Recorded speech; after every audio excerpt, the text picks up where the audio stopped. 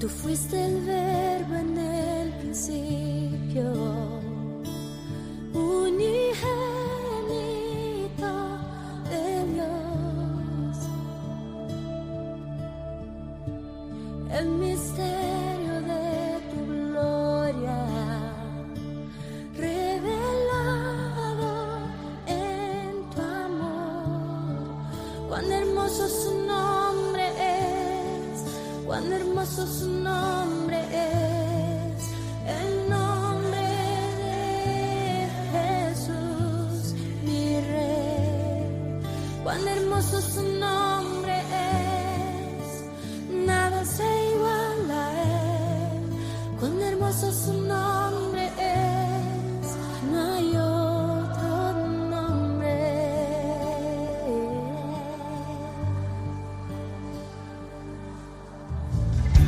Dejaste el cielo por salvarme, me viniste a rescatar.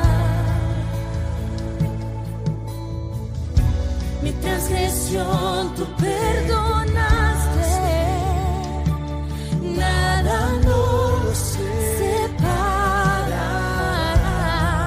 Majestuoso su nombre es, majestuoso su nombre es, el nombre de Jesús, mi Rey. Majestuoso su nombre es, nada se iguala a él. Majestuoso su nombre es, no hay otro nombre. Majestuoso su nombre es, no hay otro nombre.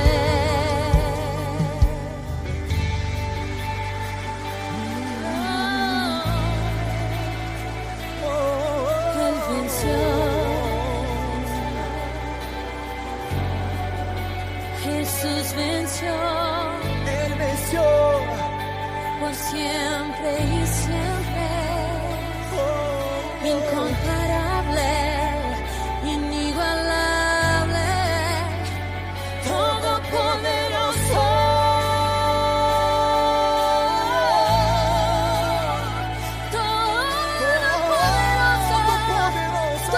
todopoderoso, la muerte venciste, el velo partiste, la tumba vacía ahora está.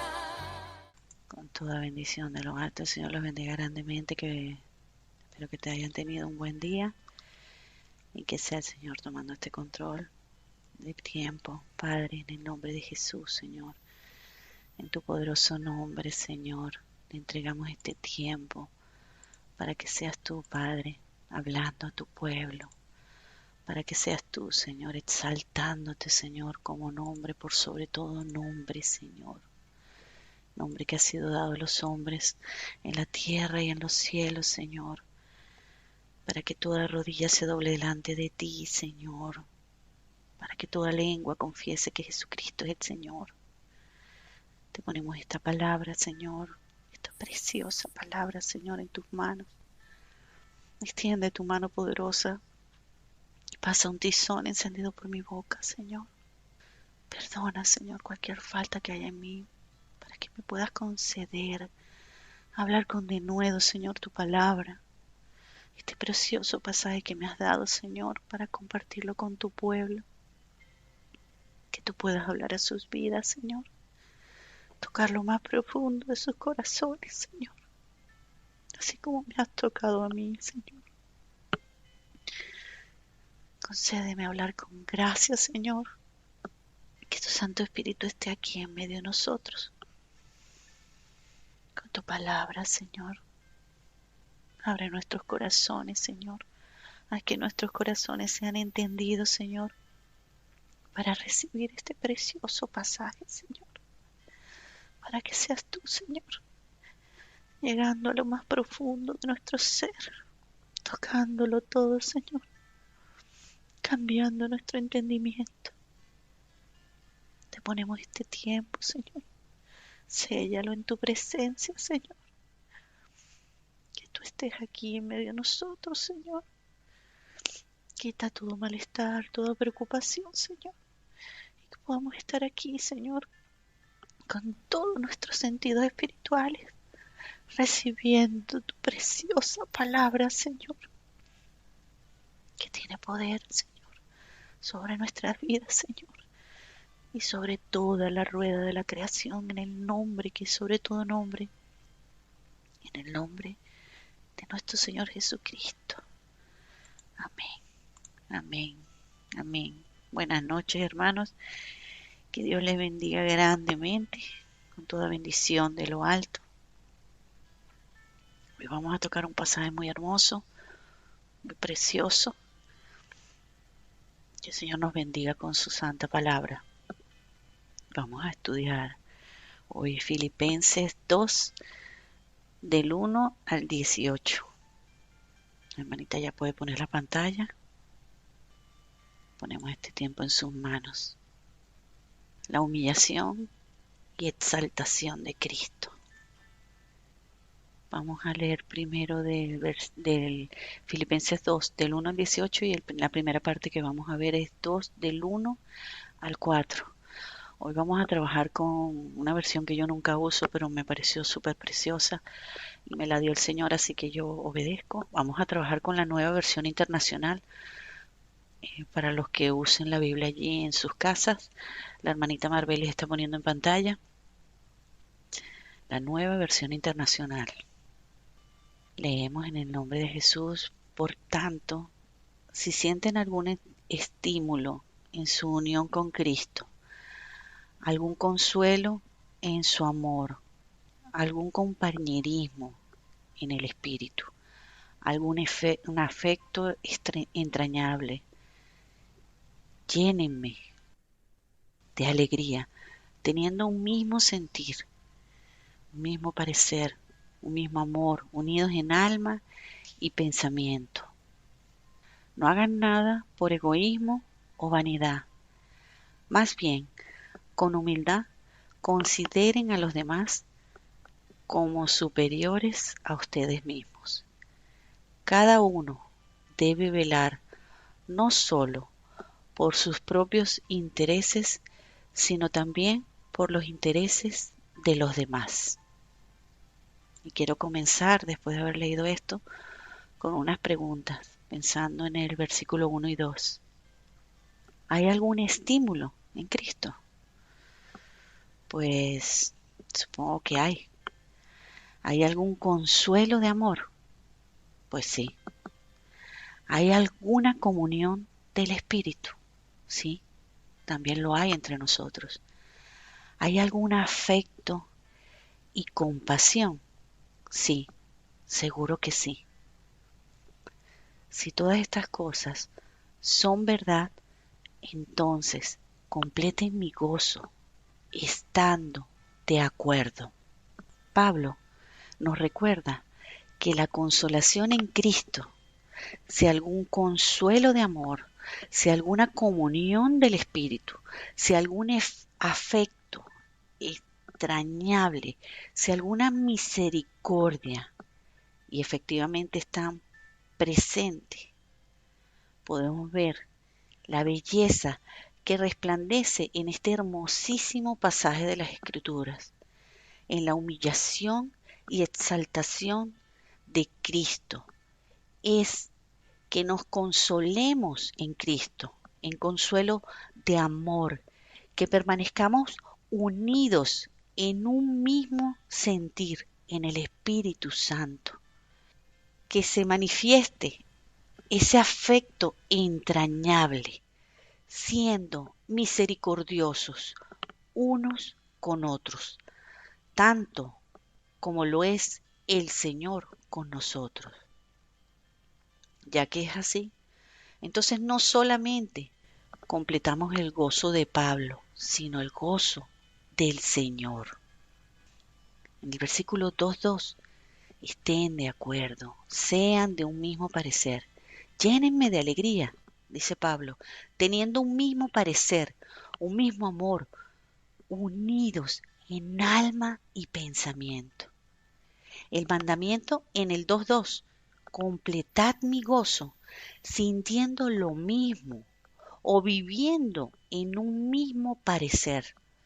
Solo en Cristo podemos hallar estímulo, consuelo y compañerismo. Sobre todas las cosas, el amor, que es el vínculo perfecto. Analicemos entonces por qué los cristianos no logran estar en armonía entre ellos. Es porque hemos olvidado las cosas que hacen posible la unidad cristiana. Esta debe ser la verdadera vida cristiana y la clave es en forma práctica, viviendo en la unidad, en el amor, en el espíritu y en propósito. Un mismo parecer es sintiendo lo mismo, todos nosotros sintiendo lo mismo. Podríamos ver ahora los versículos de Filipenses 2 del 3 al 4 como un mandamiento, lo manda Dios. No hagan nada por egoísmo o vanidad, más bien con humildad consideren a los demás como superiores a ustedes mismos. Cada uno debe velar no solo por sus propios intereses, sino también por los intereses de los demás.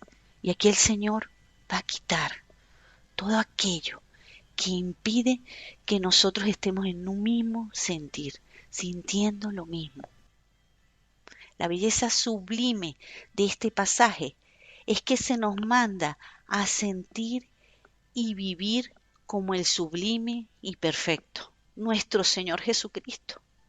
El versículo 4 se centra en algo más práctico, velar por los intereses de otras personas. Cita así, cada uno debe velar no solo por sus propios intereses, sino también por los intereses de los demás.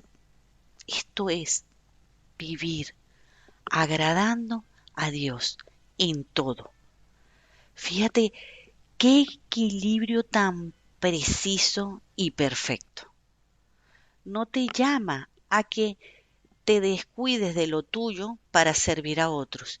El equilibrio está en que ocupemos de nuestros intereses y los intereses de los otros, ambas cosas. Pero hay más. Estas afirmaciones en el 2:3 son todavía más importantes. El versículo 3, no hagan nada por egoísmo o vanidad, más bien con humildad consideren a los demás como superiores a ustedes mismos. Veamos por qué. Como seres humanos, egoístas que somos, es lógico que nos ocupemos de nuestros propios intereses, posiblemente a costa de excluir a los demás. El desafío es hacer una cosa sin ignorar la otra. Aquí está el equilibrio. Si no cuidamos nuestros propios intereses, podemos quedar agotados o podrían aprovecharse de nosotros. Ignorar los intereses de los demás sería desobedecer la clara enseñanza de la Biblia. El versículo 4 de Filipenses 2. Cada uno debe velar no solo por sus propios intereses, sino también por los intereses de los demás. Es bellísimo. Cuidamos de lo nuestro y al mismo tiempo no descuidamos a los otros. Por eso somos uno en Cristo. Él debe estar siempre en el centro, en su trono de poder. Ese es el justo equilibrio bíblico. Un mismo parecer, como en el versículo 2, no se trata solamente de nuestros intereses o los de los otros. Más bien, tenemos que ocuparnos de lo uno sin descuidar lo otro. Recién entonces encontraremos el justo equilibrio bíblico. Atender únicamente nuestros propios intereses termina en egoísmo. Ocuparse solamente de los intereses de los otros no es sustentable, aunque parezca una buena acción. La clave está en ocuparse de ambos. Me ocupo de mis cosas y de los demás.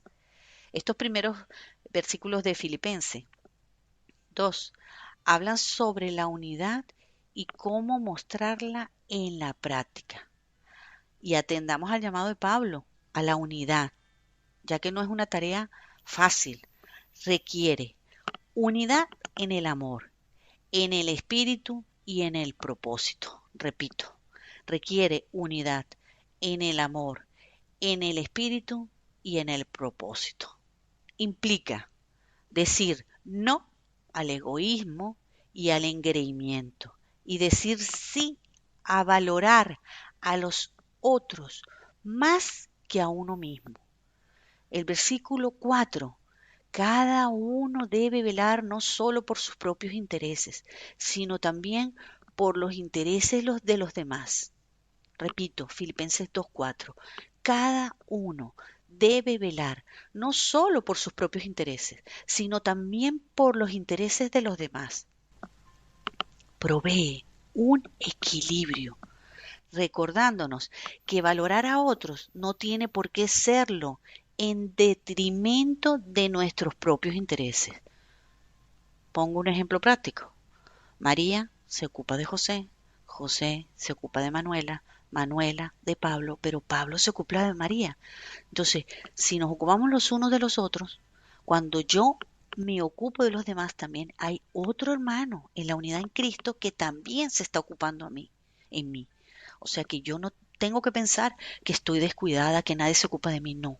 Funciona de esta manera si nosotros vivimos en este perfecto equilibrio bíblico. Así ninguno de nosotros está descuidado.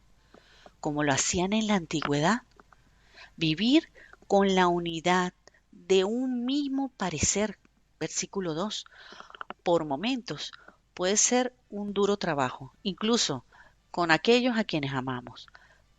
Pablo nos desafía a reconciliar nuestras acciones con lo que decimos creer. También explica en la práctica las acciones que generan la unidad. Recuerden, las grandes bendiciones de la consolación, el afecto y el compañerismo y la compasión que se pueden hallar solamente en Cristo. Podemos experimentar estas cosas si prestamos atención a la exhortación de Pablo de llevarnos bien. Ahora vamos a Filipenses 2, del 5 al 11. Ese sentir que tuvo en Cristo.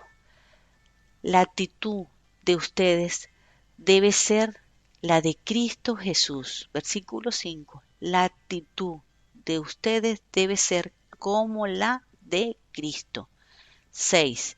A quien siendo por naturaleza Dios, no consideró el ser igual a Dios como algo a que aferrarse. 7. Por el contrario, se rebajó voluntariamente, tomando la naturaleza de siervo y haciéndose semejante a los seres humanos. 8.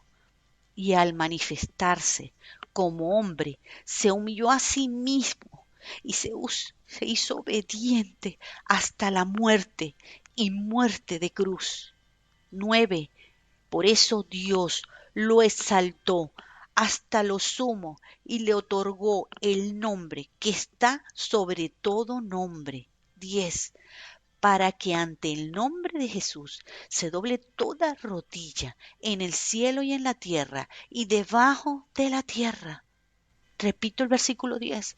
Para que ante el nombre de Jesús se doble toda rodilla en el cielo y en la tierra y debajo de la tierra. 11. Y toda lengua confiese a Jesucristo como Señor.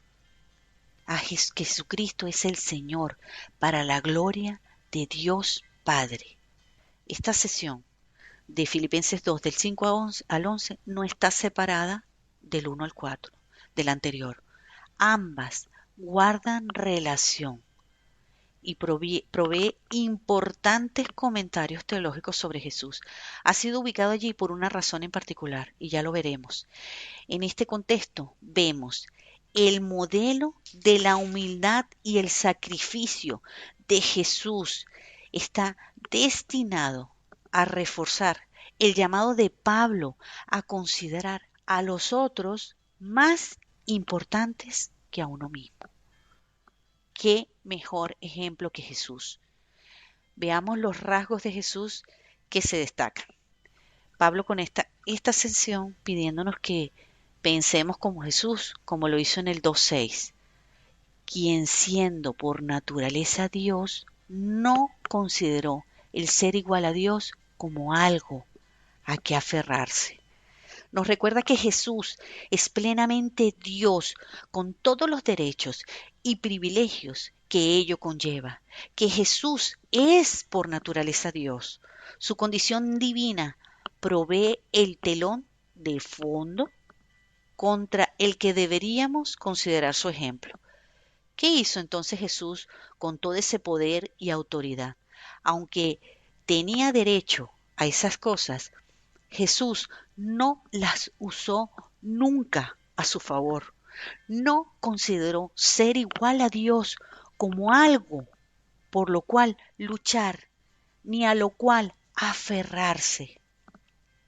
La forma de Dios, la decisión de Jesús de humillarse y morir en la cruz ocurrió siendo plenamente Dios. En lugar de aferrarse a sus derechos y privilegios, eligió un camino diferente. Eligió no considerar la igualdad con Dios como algo de lo cual sacar provecho. Por el contrario, se despojó y se humilló a sí mismo. Por lo tanto, nos llama a humillarnos y a despojarnos. Si Jesús, Hijo de Dios, Hijo de hombre, como dice en Mateo 20:28, así como el Hijo del Hombre no vino a ser servido, sino a servir y para dar su vida por rescate de muchos. En Mateo 9:6, pues para que sepáis que el Hijo del Hombre tiene autoridad en la tierra para perdonar pecados. Mateo 18:11, porque el Hijo del Hombre ha venido a salvar lo que se había perdido.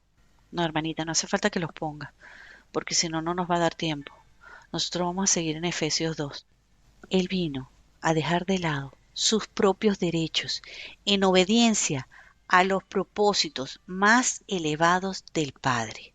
¿Por qué no podemos nosotros hacer lo mismo?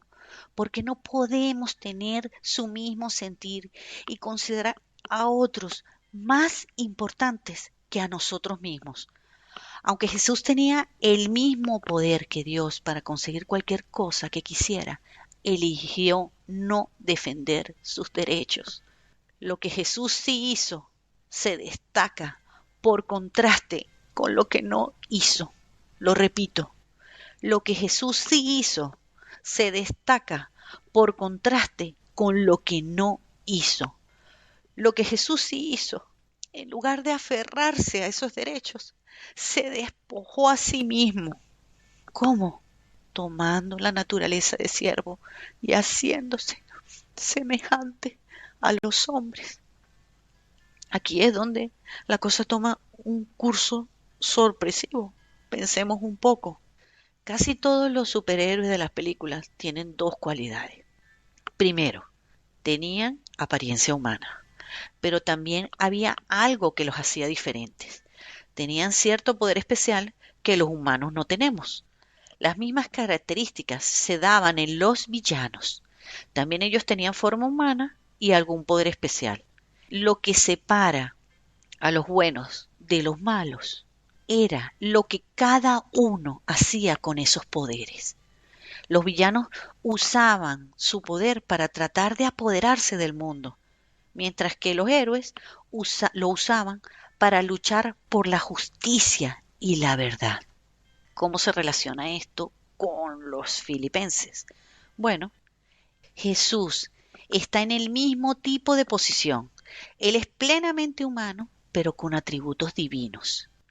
Surge la pregunta entonces, ¿qué hará Jesús? Leemos el versículo 7 de Filipenses 2. Por el contrario, se rebajó voluntaria, se rebajó voluntariamente, tomando la naturaleza de siervo y haciéndose semejante a los seres humanos. Es como si Jesús nos dijera, me hice semejante a ti y yo puedo y tú también puedes. Sé manso y humilde. El 2.8, Filipenses 2.8. Y al manifestarse como hombre, se humilló a sí mismo y se hizo obediente hasta la muerte, y muerte de cruz. Se humilló a sí mismo.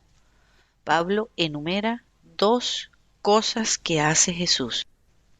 La segunda es más significativa, que describe lo que implica en la práctica cada acción. Que Jesús se despojara a sí mismo implica que tomó forma de siervo y se hizo semejante a los hombres. ¿Qué significa en la práctica? Que se haya humillado a sí mismo, que obedeció hasta la muerte, más cruel e inconcebible, la crucifixión. Nosotros no seremos crucificados, pero sí debemos tomar nuestra cruz y seguirle y venir cada día a la cruz y morir al hombre para que Cristo viva en nosotros. ¿Qué hace Jesús con todo su poder y autoridad? Aquí en Filipenses 2, elige humillarse en lugar de valerse de su poder divino para imponerse. No se impone. Qué hermoso gesto de humildad que se amplía aquí en el Filipenses 2.8. Y al manifestarse como hombre se humilló a sí mismo y se hizo obediente hasta la muerte, y muerte de cruz. Nos dice que Jesús fue obediente hasta la muerte y no podría haber sido más humilde ni obediente. ¿Por qué? Porque hizo mucho más que sufrir la muerte. Lo hizo de la manera más dolorosa y humillante, la crucifixión. ¿Cuál es el problema? Que nuestra percepción humana del poder y de los derechos está acompañada por nuestra naturaleza pecaminosa. ¿Quién no se ha sentido pisoteado o aprovechado por otros en algún momento de la vida? Cuando se nos otorga poder y derechos, nos negamos a renunciar a ellos. ¿Por qué? Porque tememos que se los utilice en nuestra contra, dejándonos en una posición de debilidad. Y aunque esto puede reflejar cómo funcionan las cosas en el contexto humano, Dios no obra así. Dios no obra así. Cristo entendía perfectamente que el humillarse, Él se humillaba y se despojaba para que el Padre amado le exaltara y lo exaltara en todo. Y si Dios no obra así, nosotros como hijos de Dios tampoco. ¿Cuál fue el resultado de la humillación de Cristo? ¿Valió la pena el dolor y el sufrimiento y las dificultades? En lugar de que alguien se aprovechara de él, el resultado, Cristo es exaltado de una manera tan maravillosa que solo Dios pudo haberla pensado.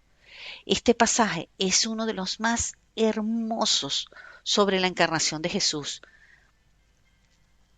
Pablo presenta a Jesús como el modelo de lo que significa humillarse a sí mismo y considerar a los demás como más importantes. En el reino de Dios, esa elección lleva a la exaltación y al honor. Eso se muestra en agudo contraste con nuestra perspectiva humana, por supuesto, que es la razón por la que Pablo incluye el ejemplo de Jesús y nos provee una motivación práctica para seguir su ejemplo. Dios responde a la autohumillación de Jesús exaltándolo a lo máximo. Le da un nombre tan maravilloso que está sobre todo nombre. ¿Y qué significa eso en la práctica? Que ante el nombre de Jesús toda rodilla se doblará. Para su información, toda significa cada una, la totalidad, ninguna excluida, se doblará toda rodilla. ¿Qué significa para nosotros? Que cuando nos humillamos, agradando a Dios y obedeciéndole, Él nos exalta para que su nombre sea alabado. Bendito sea Dios y yo alabo y bendigo su santo nombre. Abarca los tres diferentes reinos de la existencia. Primero, el humano, los habitantes de la tierra. Segundo, el celestial, los habitantes divinos. Tercero, los habitantes del infierno. Queda claro que toda la creación se inclinará ante Él un día, no solamente en su presencia, ante su nombre. Imagine un nombre que infunda semejante respeto y honor. ¿Qué rodillas? Versículo 2, Filipenses 2 del 9 al 11. Por eso Dios lo exaltó hasta lo sumo y le otorgó el nombre que está sobre todo nombre. 10. Para que ante el nombre de Jesús se doble toda rodilla en el cielo y en la tierra y debajo de la tierra. 11. Y toda lengua confiese que Jesucristo es el Señor para la gloria de Dios Padre, porque si hay gloria es para la gloria de Dios Padre. Toda rodilla ya es un concepto exhaustivo, pero Pablo va mucho más allá para asegurarse que no pensemos que se refiere simplemente a la humanidad. Todo, absolutamente todo se inclinará ante el Señor Jesucristo. Todo ámbito de la creación rendirá honores a Jesús inclinándose ante su nombre. Bendito y alabado sea el gran nombre de nuestro Señor Jesucristo. ¿Qué tiene que ver con nosotros la humillación y la exaltación de Jesús? ¿Está Pablo solamente dando una clase de teología aquí? Recuerden que al comienzo de Filipenses 2 se cita el ejemplo de Jesús como modelo a seguir. Humillación y exaltación de Cristo. Ver cómo resultaron las cosas para Él es un incentivo muy tremendo para nosotros al enfrentar el desafío de tener su mismo parecer.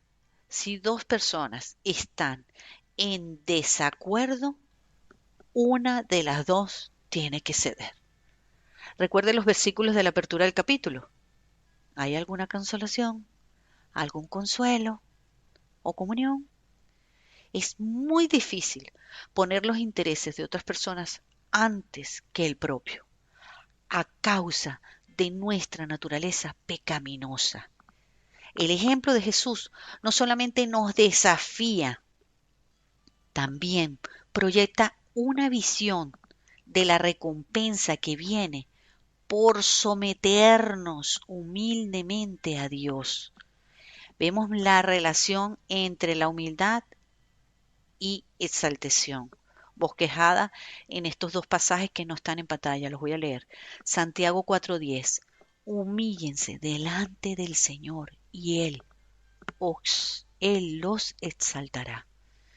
Primera de Pedro 5:6. Humíllense, pues, bajo la poderosa mano de Dios para que Él los exalte a su debido tiempo. El camino a la exaltación es la humillación, el servicio a los otros. Se nos muestra a Jesús como el mayor de los ejemplos a seguir e imitar, y se nos llama a tener el mismo sentir. El ejemplo de la humillación y exaltación de Jesús es el llamado a la obediencia. Ahora vamos a Filipenses 2, del 12 al 18. Testimonios de luz. Seguir el ejemplo de la humillación y exaltación de Jesús. Recordemos antes de leer la expectativa de Pablo en Filipenses 1:27. No está en pantalla, lo leo yo. De que los filipenses vivieran de una misma manera digna del Evangelio. Filipenses 1:27. Solamente que os comportéis como es digno del Evangelio de Cristo, para que,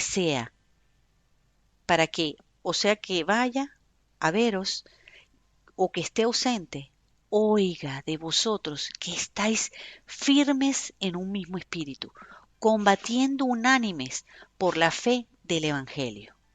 Unánime nos llama a un mismo sentir y es muy hermoso esa unidad, y hay poder de Dios en estar en unidad, en un mismo sentir, de acuerdo, y lo sabemos porque lo dice la palabra de Dios. En Filipenses 1:29, porque a vosotros, a ti y a mí, os es concedido a causa de Cristo, no solo que creáis en Él, sino que también padezcáis por Él. Un momentito. Ahora sí leemos Filipenses, la siguiente parte del testimonio de luz. Filipenses 2, del 12 al 18, que ya es la última parte que vamos a estudiar. Así que, mis queridos hermanos, como han obedecido siempre, no solo en mi presencia, sino mucho más ahora en mi ausencia, lleven a cabo su salvación con temor y temblor. 13. Pues Dios es quien produce en ustedes tanto el querer como el hacer para que se cumpla su buena voluntad. Ya veremos qué nos dice en Efesios 2:10. Seguimos con el versículo del 14 al 18. Háganlo todo sin quejas ni contiendas. 15. Para que sean intachables y puros, hijos de Dios, sin culpa, en medio de una generación torcida y depravada. En ella todos brillamos como las estrellas del firmamento. 16. Manteniendo en alto la palabra de vida. ¿Cómo la mantenemos en alto? Obedeciendo.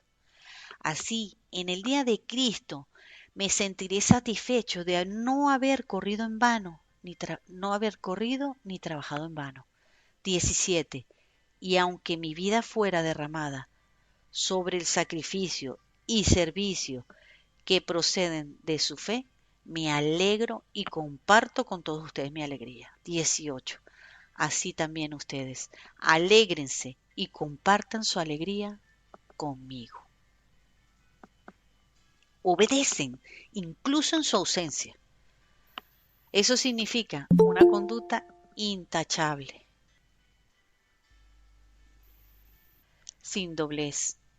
Repito, obedecen, incluso en su ausencia. Eso significa una conducta intachable y sin doblez, tanto cuando me miran como cuando no me miran. Recordemos que Dios es omnipresente y si Él está siempre al lado nuestro y en nosotros viéndolo todo y sintiéndolo todo.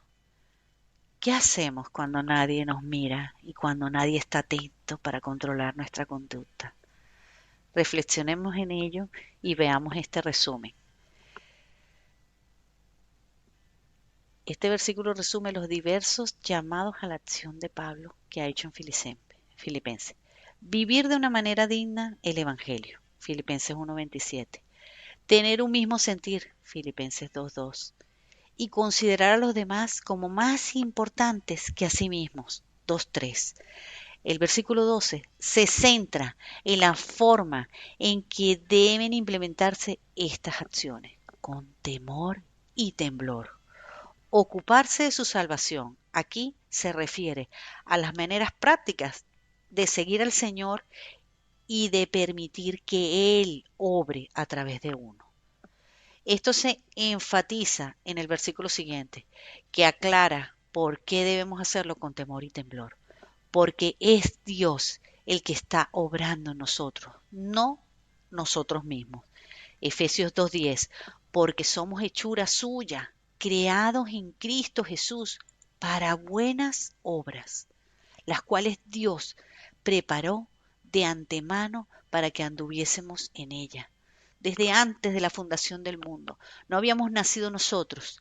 Dios nos preparó como hechura suya, creados en Cristo Jesús para buenas obras. Nosotros hemos sido creados para buenas obras, las cuales Dios preparó de antemano para que anduviésemos en ella.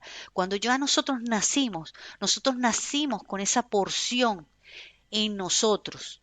Hemos sido preparados para andar en esas buenas obras. ¿Se dan cuenta de lo poderoso de este pasaje? Aleluya, aleluya y aleluya. Ocuparnos de nuestra salvación no consiste en hablar de asuntos de seguridad eterna.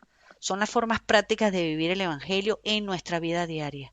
No debería ser el resultado de una gran arrogante confianza en nuestras capacidades, sino de reverente humildad.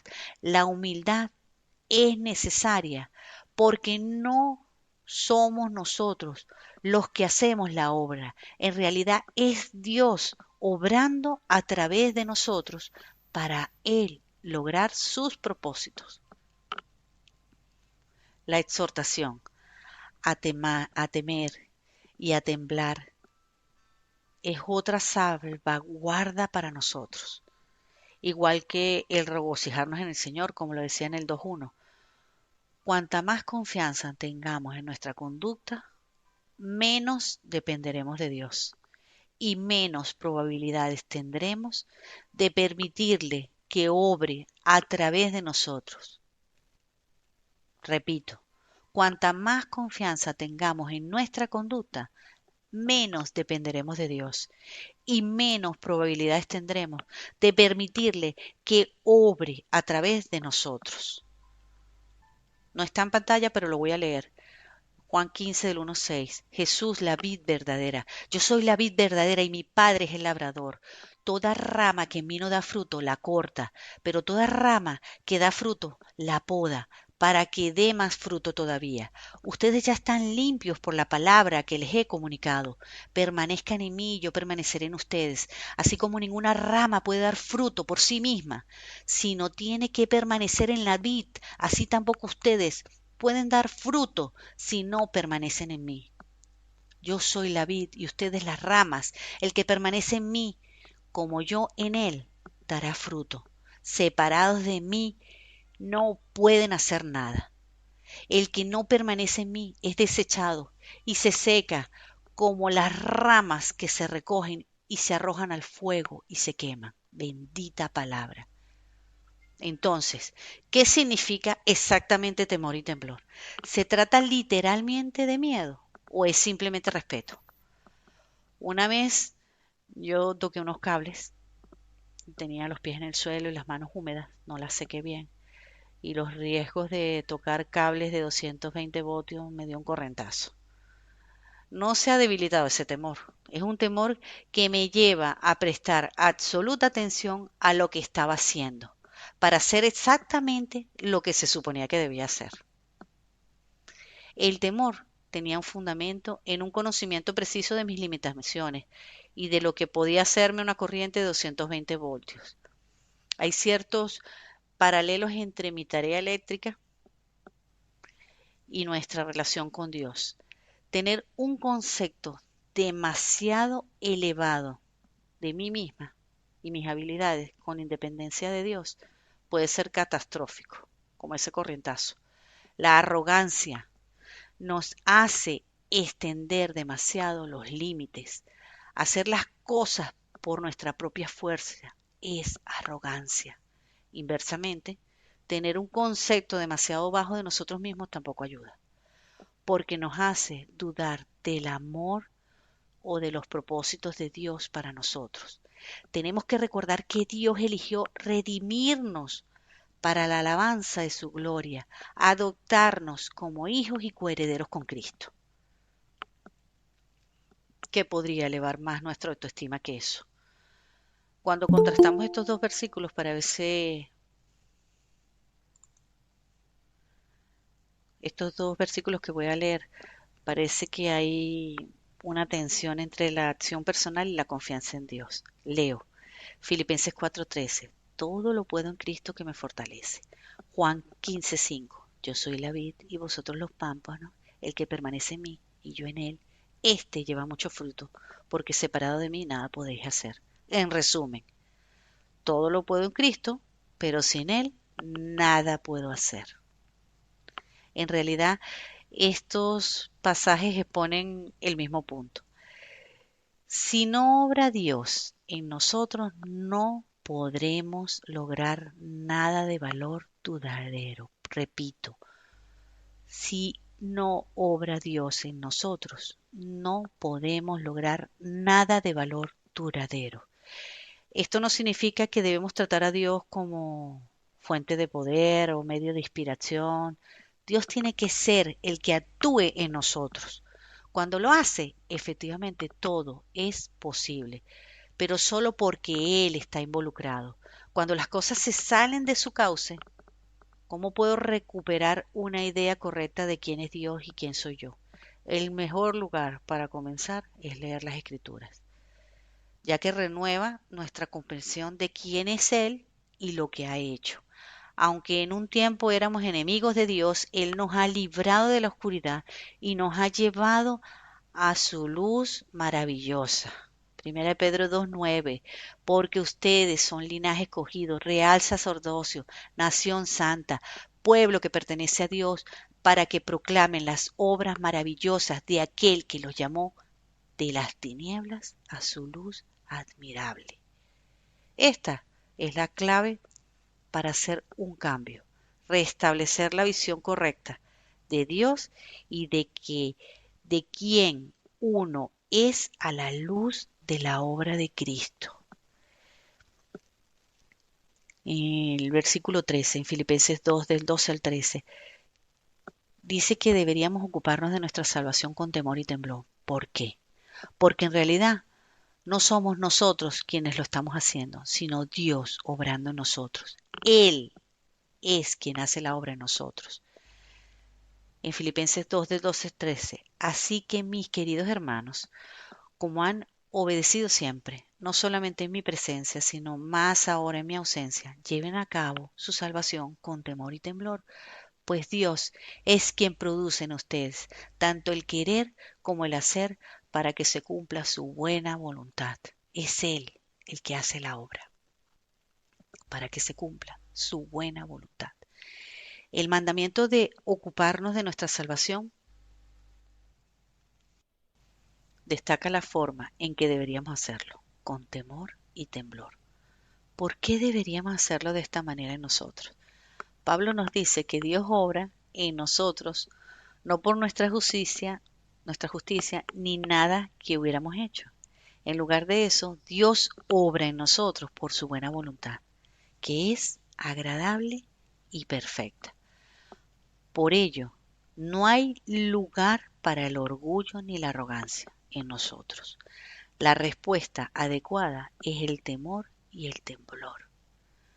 ¿Por qué está haciendo esa obra en nosotros? No es por nosotros, aunque nos beneficiamos inmensamente de ella. Esa perspectiva distorsiona nuestra visión de Dios y de nosotros mismos.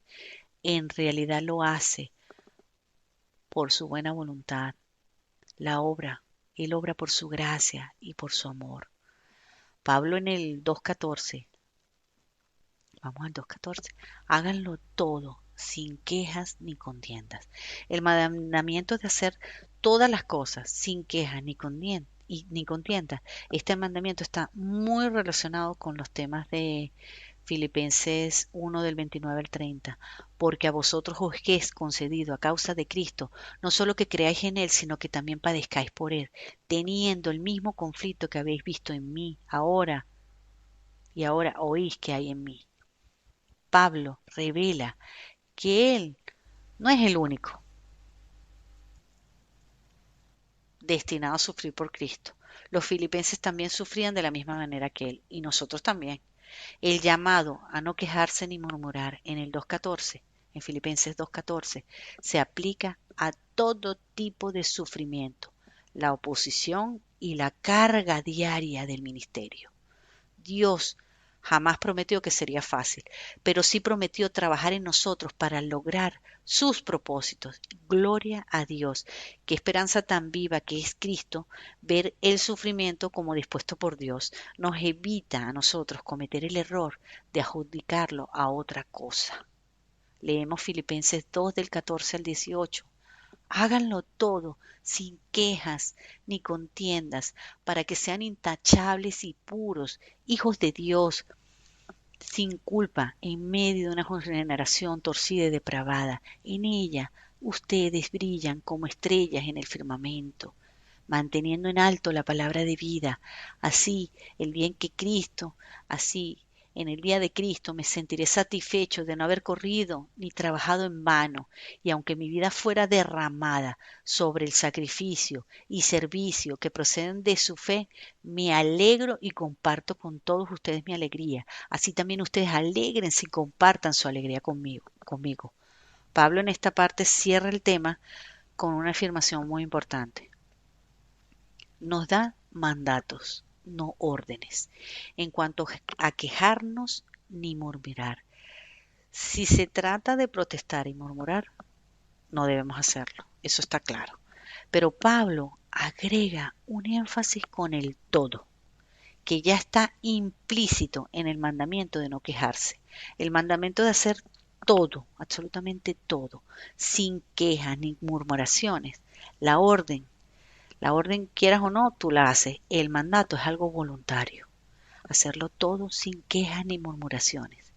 Cumplir constantemente este mandamiento implica cumplir otros mandamientos tratados en este capítulo. Debemos tener la misma actitud humilde de Cristo, no murmurando contra Dios por no respetar nuestros derechos. Si tenemos una actitud como la de Cristo, que es considerar a los demás como mejores que nosotros, estamos en una posición mucho mejor para obedecer. Algunas cosas son más fáciles de hacer sin protestar que otras, pero Pablo no es selectivo con su mandamiento. No nos permite elegir lo que haremos con corazón alegre. Cuando viene el sufrimiento, que Pablo nos avisa que debemos esperar, no debemos hacer el papel de víctimas, condenando la falta de justicia. Fíjense qué interesante. Si yo me quejo, entonces estoy dando por sentado en mi vida no opera la justicia de Dios, que en el mundo no opera la justicia de Dios. Dios, el Todopoderoso, nunca tuerce la justicia ni el derecho. El Señor ama la justicia y no abandona a quienes le son fieles. El hombre bueno habla con sabiduría y el hombre bueno habla con justicia, no con murmuraciones ni quejas. En el Salmo 4.5 dice, ofreced sacrificios de justicia y confiad en el Señor. Eso es sacrificio. Dejar de oír el corazón, al sentimiento, tener certeza y confiar. Ella no se queja escuchando la opinión de otros porque tiene su propia fe. Sabe que Dios es capaz de hacer justicia delante de cualquier situación. Si yo confío en la justicia, no me quejaré ni murmuraré, porque estoy segura que la justicia está siempre latente sobre tu vida y la mía. Así que no me quejo ni por mí ni por ti. Encomiendo la causa al Señor. Os recomiendo leer Efesios 4 completo. Por el tiempo ahora no podemos, porque ya se está acabando el tiempo. pero yo voy a leer unos versículos. 4:2. Con toda humildad, esto es para terminar, con toda humildad y mansedumbre, soportándoos con paciencia los unos a los otros, en amor. 4:3. Solícitos en guardar la unidad del Espíritu en el vínculo de la paz. 4:30. Y no contristéis al Espíritu Santo de Dios, con el cual fuisteis sellados para el día de la redención. 4:31. Quítense de vosotros toda amargura, enojo, ira, gritería y maledicencia y toda malicia. Efesios 4:32. Antes sed benignos los unos con los otros, misericordiosos, perdonándoos unos a otros, como Dios también os perdonó a vosotros en Cristo. Si Dios nos pone algo por delante, debemos hacerlo sin discutir y sin medir los inconvenientes. ¿Por qué nos manda eso? Porque no hay peor ladrón que la queja y la murmuración. Por eso se nos llama a no estarnos quejando ni murmurando, porque nos roba la alegría. ¿Recuerdas a los israelitas en el desierto y toda su queja? Coincidía con un obstinado rechazo de la provisión de Dios para ellos, porque Dios desde que los sacó de la esclavitud estuvo proveyéndoles absolutamente todo, guardándolos, protegiéndolos, proveyéndoles todo. ¿Y qué hicieron ellos ante el agua amarga de Mara, que no se podía beber? Dar gracias a Dios porque Él nos dijo, yo derramaré agua sobre el sequedal y ríos sobre la tierra árida. No, ellos murmuraron contra Moisés. ¿Qué hemos de beber? Ellos murmuraban y le reclamaban. Eso está en Isaías 15:24 si alguien está tomando nota. Así que regocijarse y trabajar sin protestar ni murmurar están íntimamente relacionados. Repito, regocijarse y trabajar sin protestar ni murmurar están íntimamente relacionados. Ambos provienen de la actitud del corazón. ¿Cuánto más escogemos alegrarnos en el Señor y estar agradecidos de su provisión? En cuanto más escojamos estar alegres en el Señor y agradecidos de su provisión, menos lucharemos con nuestra mala actitud. Aquí me venía la canción de me gozaré, me gozaré, me gozaré, me gozaré en Jehová. Gózate. Tenemos que gozarnos en el Señor. Una es la consecuencia natural de la otra. Así es como Dios ha ordenado que funcionen las cosas. Si yo me alegro, no me quejaré, por lo tanto, no murmuraré. Cuando te alegras, no caes en murmuración. Y debemos elegir ese camino, porque es una elección nuestra. Amós, vamos al 2 del 15 al 16. Dice, para que sean intachables y puros hijos de Dios sin culpa, en medio de una generación torcida y depravada. En ella ustedes brillan como las estrellas del firmamento, manteniendo en alto la palabra de vida. Así en el día de Cristo me sentiré satisfecho de no haber corrido en vano y trabajado en vano. Fíjense que, como decía una vez el pastor, la luna no brilla por sí sola, brilla por el sol.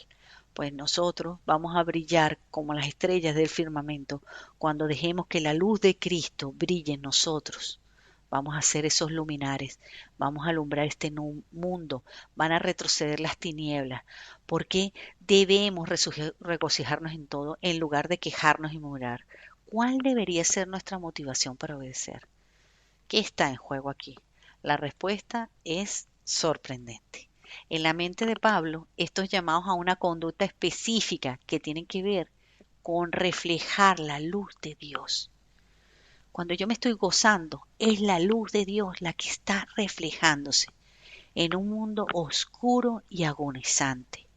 La obediencia no solamente nos acerca más a Dios, nos ayudará a experimentar su bendición, sino que también cumple el propósito más amplio de Dios. Entonces, ¿cómo evitamos quejarnos y murmurar? Procurando permanecer en una actitud de gozo y agradecimiento. Podemos brillar para Cristo si nos mantenemos sin mancha e inocentes. Nuestra meta no es despreciar esta perversa y torcida generación con nuestra pretendida superioridad. En lugar de eso, Pablo dice que nuestra meta es extender el Evangelio, el tema con el que inició la carta de Filipenses.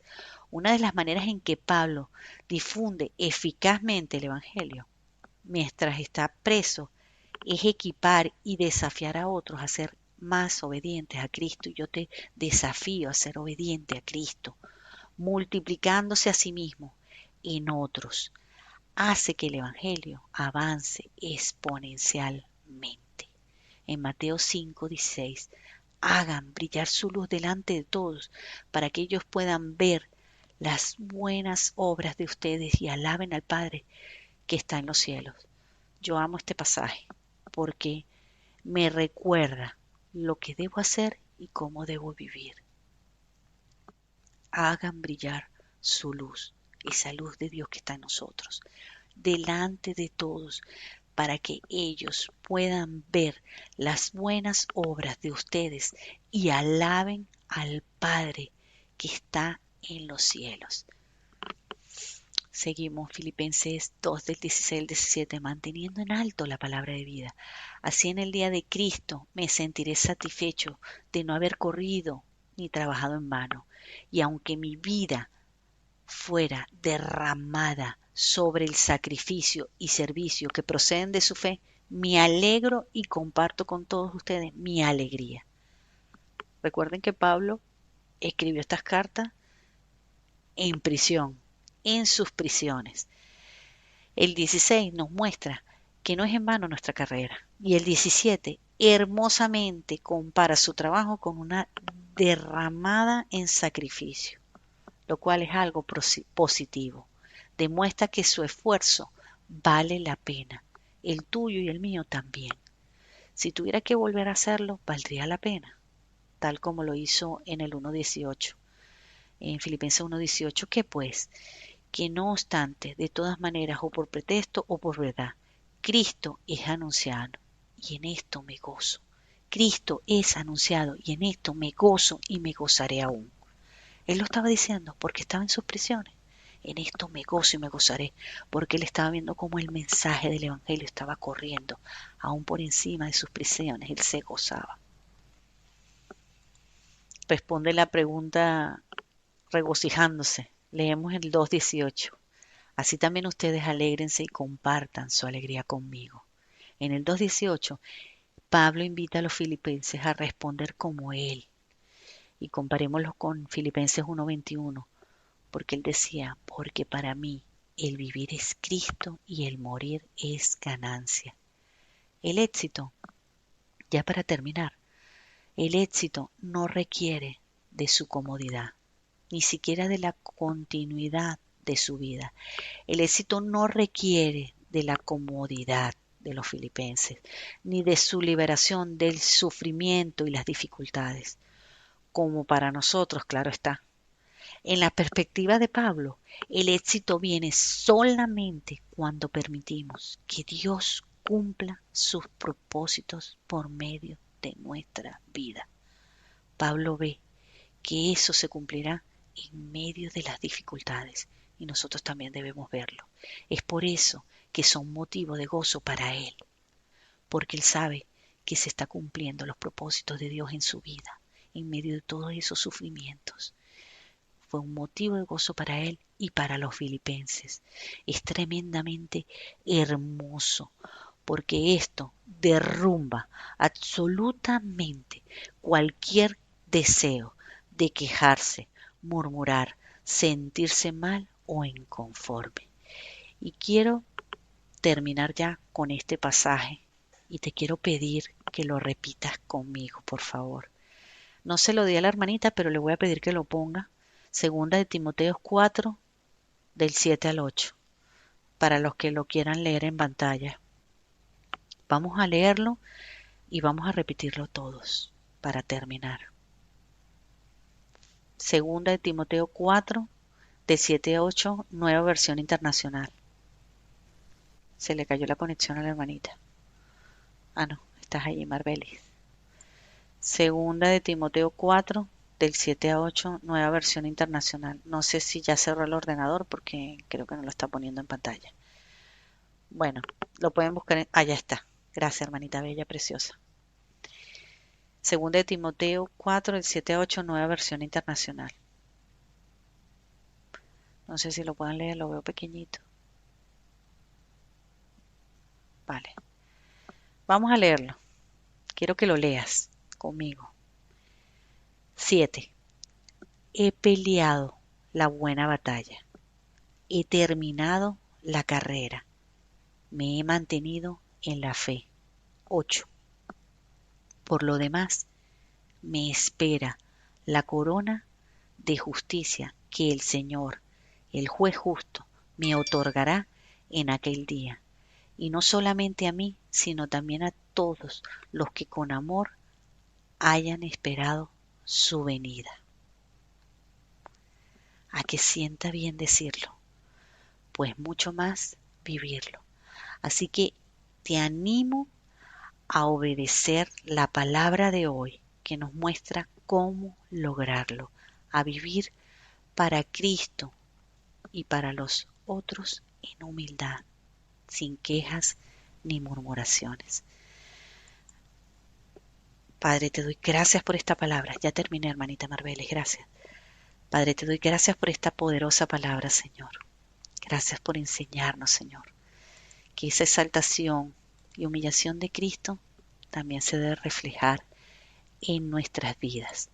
Gracias, Padre amado, porque tú eres un Dios bueno y maravilloso, y eres tú el que pone el querer como el hacer de tu buena voluntad en nosotros, Señor. Gracias porque has sido tú, Señor. Por eso es que para nosotros no es imposible, y lo hemos visto, Señor, a la luz de estos pasajes, porque tú nos has predestinado a nosotros para buenas obras, Señor, aún desde antes de la fundación del mundo.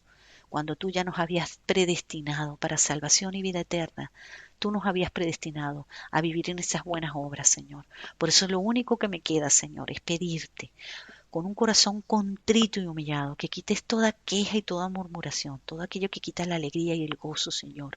Y que aún cuando suframos o padezcamos por causa del Evangelio, nos gocemos en el Señor, y venga esta alabanza y la digamos: me gozaré, me gozaré, me gozaré en Jehová, me gozaré en ti, Señor, porque tú has quitado mi aflicción y me has hecho libre, Señor.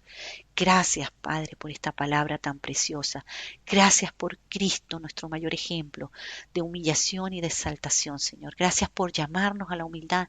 Y yo te ruego, Padre amado, que pongas en nosotros, Señor, hoy, en esta hora, Señor, y cuando nuestros hermanos escuchen estos audios, que sea un espíritu de humildad en nosotros, Señor. Humildad, Padre Santo. Humildad en nosotros, Señor. Que tú derrames un espíritu de humildad.